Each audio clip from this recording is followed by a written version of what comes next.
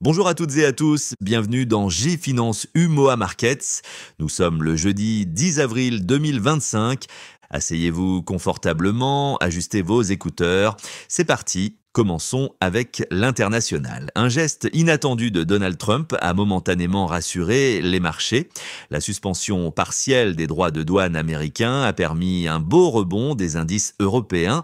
Résultat, le CAC 40 grimpe de plus 3,83% et le DAX allemand suit le mouvement avec plus 4,53%.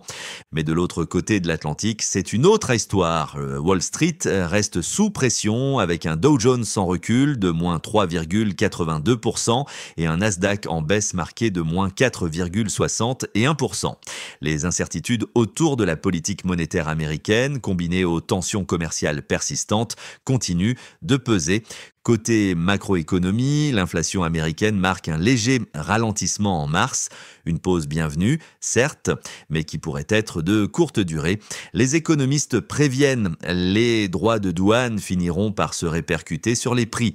Un vrai casse-tête pour la Réserve fédérale. L'Europe, elle, joue la montre, suspend toute mesure de rétorsion. Quant à la Chine, elle se dit prête à négocier tout en réaffirmant qu'elle ne reculera pas si les discussions échouent. Enfin, petit détour par les matières premières. Malgré la nervosité ambiante, le baril de Brent reste stable à 62,68 $, tandis que l'once d'or s'échange autour de 3160 $, fidèle à son rôle de valeur refuge. Allons maintenant en Afrique, où l'actualité économique est aussi dense que stratégique. D'abord, les impacts des tensions mondiales. Les guerres commerciales lancées par les États-Unis ne laissent pas le continent indifférent. Exportation en baisse, volatilité sur les marchés. Certains secteurs stratégiques comme l'agroalimentaire ou les matières premières en subissent déjà les contre-coups. Résultat, les pays africains repensent leur partenariat et cherchent à renforcer leur compétitivité. Une opportunité pour l'Afrique de diversifier ses échanges et, pourquoi pas, renforcer ses alliances régionales. Justement, côté régional, il y a du mouvement. Le commerce intra-africain a progressé de 7,7% en 2024, atteignant 208 milliards de dollars. Cette dynamique est notamment portée par les efforts de libéralisation commerciale et l'amélioration des infrastructures. Une bonne nouvelle pour l'intégration économique du continent. En Côte d'Ivoire, l'heure est à la consolidation. Le pays a signé un nouvel accord avec le FMI axé sur l'assistance technique et le renforcement des capacités institutionnelles. L'objectif, une gouvernance plus solide, une meilleure gestion budgétaire et en ligne de mire, un accès facilité aux financements internationaux.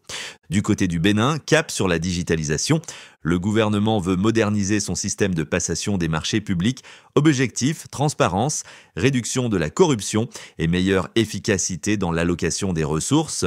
Une réforme attendue et, espérons-le, structurante. Le Burkina Faso, quant à lui, cumule les signaux positifs. D'un côté, le pays a réussi une levée de fonds de 40 milliards de francs CFA sur le marché régional.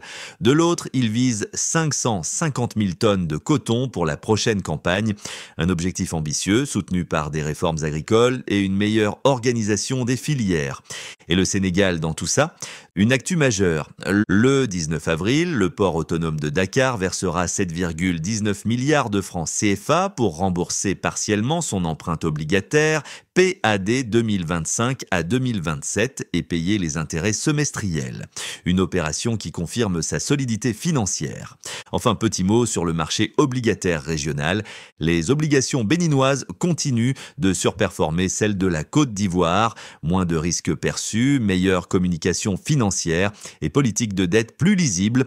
Autant d'éléments qui séduisent les investisseurs. Passons maintenant à la bourse régionale des valeurs mobilières.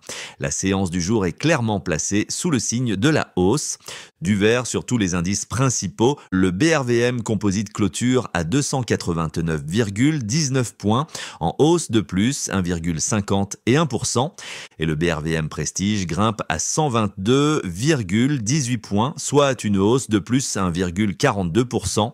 Depuis le début de l'année, la tendance reste bien orientée, entre plus 4,7 et plus 6,4% selon les indices. Les nouveaux indices sectoriels confirment les tendances de fond. Mention spéciale au secteur énergie qui affiche un solide plus 3,45% sur la séance et près de plus 25% depuis janvier. Les télécommunications remontent à la pente avec plus 2,13%, tandis que la consommation discrétionnaire reste un peu en retrait.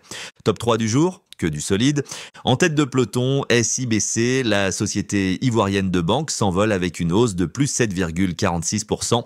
Juste derrière, Total Energy CI poursuit sa dynamique haussière avec plus 7,44% et Unilever CI complète le podium en gagnant plus 7,43% sur la séance.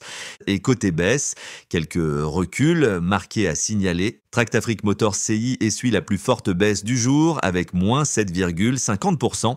CETAO CI, malgré la publication de ses résultats provisoires, cède moins 7,27%. Et enfin, NEI CEDA CI clôture en repli de moins 6,94%. Des mouvements à surveiller de près dans les prochaines séances. Qui mène la danse depuis janvier. Côté action, Filtisac continue de briller avec plus de 78,38%. Et sur les secteurs, l'énergie reste en tête devant la consommation de base et les services financiers.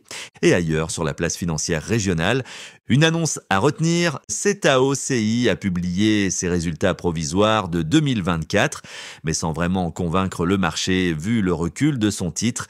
C'était tout pour aujourd'hui, merci pour votre fidélité.